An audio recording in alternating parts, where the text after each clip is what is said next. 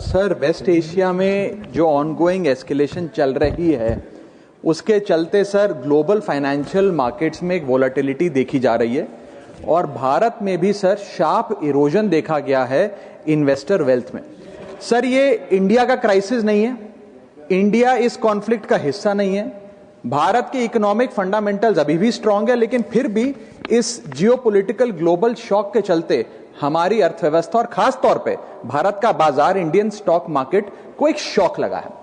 Sir, मैं बताना चाहूंगा कि 28 फरवरी जब पहली बार ये युद्ध शुरू हुआ, पहला एक्ट ऑफ अग्रेशन किया गया, तब से लेकर 23 फरवरी दैट इज यस्टरडे लगभग 48 लाख करोड़ रुपीस भारत के इन्वेस्टर्स के इरोड हो गए, मार्केट से गायब हो गए, शून्य हो गए।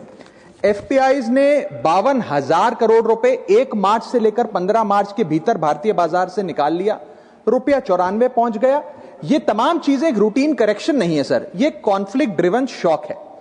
मेरी चिंता है सर कि भारत में लगभग 13.5 करोड़ इन्वेस्टर्स हैं जो लगभग 21 करोड़ डीमैट अकाउंट्स के माध्यम से निवेश करते हैं, और खास तौर पे इस वर्ग में SIP investor, first time retail participant, salaried middle class और रिटायरीज जो लॉन्ग टर्म सेविंग्स के लिए निवेश करते हैं, उनकी चिंता है जो मैं सदन में व्यक्त करना चाहता हूं। सर, वेस्ट एशिया की जो जंग है वो हमारी जंग नहीं है, लेकिन उसके शॉक भारतीय बाजार में देखे गए। It is a black swan event because it has been triggered suddenly, externally, and it is unrelated to the underlying Indian economic fundamentals. But sir, Bharat may not be failing, but India is certainly being hit by this shock.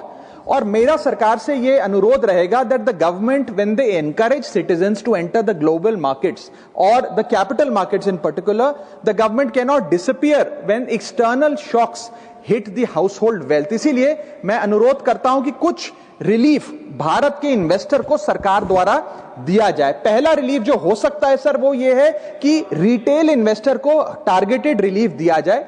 आज जब भारत का कोई investor बाजार में share खरीदता है, retail investor, तो उसे ब्रोकरेज, एसटीटी, एक्सचेंज चार्जेस, इस सर्विस चार्ज पर जीएसटी और स्टैंप ड्यूटी देना पड़ता है, और ये सब जूझने के बाद यदि मुनाफा होता है तो 20% short term capital gain tax और 12.5% long term capital gain tax लगता है।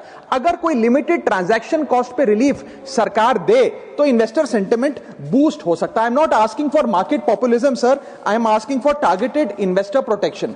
मेरा दूसरा सुझाव है, अगर time bound STT relief retail investor को दिया जाए, एफएनओ सेक्टर को नहीं। एफएनओ सेक्टर में एसटीटी बढ़ाकर सरकार ने अच्छा काम किया, मैं सराहना करता हूं सरकार की, लेकिन रिटेल इन्वेस्टर के लिए अगर एसटीटी का रिलीफ दिया जाए तो एक इन्वेस्टर कॉन्फिडेंस बूस्ट हमारे बाजारों को मिलेगा, भारत के रिटेल इन्वेस्टर को मिलेगा। मेरा थर्ड सुझाव है सर कि कैपिटल लॉस को कैरी फॉरवर्ड करिए। समाप्त कर रहा हूं sir, I just need half a minute.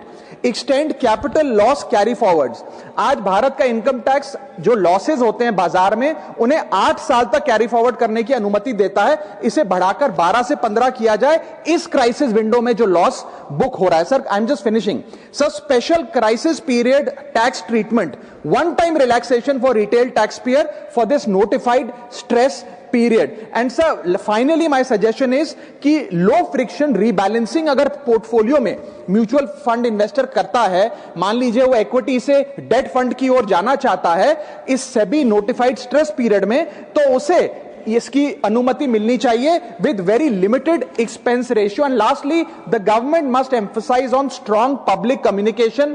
हमारा बाजार, आरबीआई, सेबी, एक्सचेंजेस, वित्त मंत्रालय भारत की मैक्रो स्टेबिलिटी और एनर्जी प्रिपेयर्डनेस पे जनता से बात करें। In conclusion, permit me to say that India's fundamentals are strong. What needs strengthening is the policy shield that surrounds our investors, because this is not our war, but our investors are paying the price. Thank you.